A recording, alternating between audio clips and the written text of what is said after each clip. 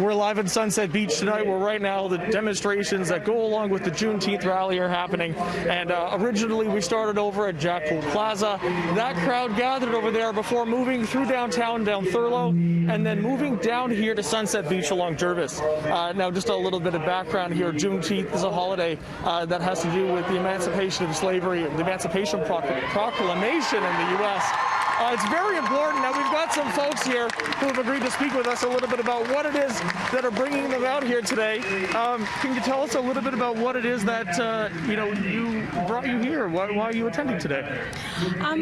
I think for me, like a lot of Canadians, and especially Black Canadians, I felt really compelled to come out and stand in solidarity with people that are really concerned about the levels of police brutality, but also I think just the instruments of systemic racism that shackle so many of us. So I think the world is kind of finding out what Black people, Indigenous people, people of color have known for a long time, and they're seeing laid out some of the most egregious cases of violence that Black people, people of color, Indigenous people suffer, and Canada is no different, right? So it's just really nice to stand in solidarity with all of these beautiful people and celebrate Juneteenth, but also think deeply about the work that we need to do as Canadians to fight systemic racism.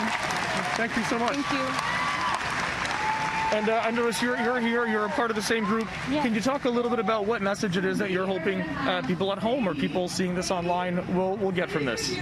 Well, I think that there's been really a big shift in the last couple of years building up to this really important moment.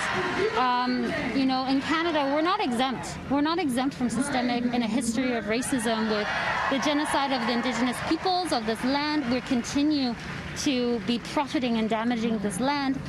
And I think that it's now at a moment where folks are realizing, we're hearing the voices and the stories are amplified, and we're starting to shift our consciousness to more understanding of the real histories. And, to be honest, as someone who's grown up and lived here and educated in Vancouver, I didn't know about Juneteenth until recently. And that's a problem with the education system as well. And so I think that there's a lot of places where we need to take a look at and see who built those systems, who's teaching us, whose stories are being told, whose histories are being told. And now is really a moment where I feel a momentous shift. And I hope that folks that aren't able to make it down here feel that and feel that they have the power to make some change and impact some changes in their own communities, but within themselves as well. Thank you so much. Yeah. And it looks like you're here part of this group as well. When you see sort of how the message is being carried out there as a part of that global conversation, do you feel like it's coming through clearly? Yeah, I think so. I really do feel like there's I've seen a larger uptake in my peer group in terms of other non-Black or non-people of color. So speaking out about how to not just not be racist, but to actively be anti-racist. And it's been really, I think, good to see resources for myself and my peers to educate ourselves on how we can do a better job of challenging racism every day. Thank you so much. Thank you.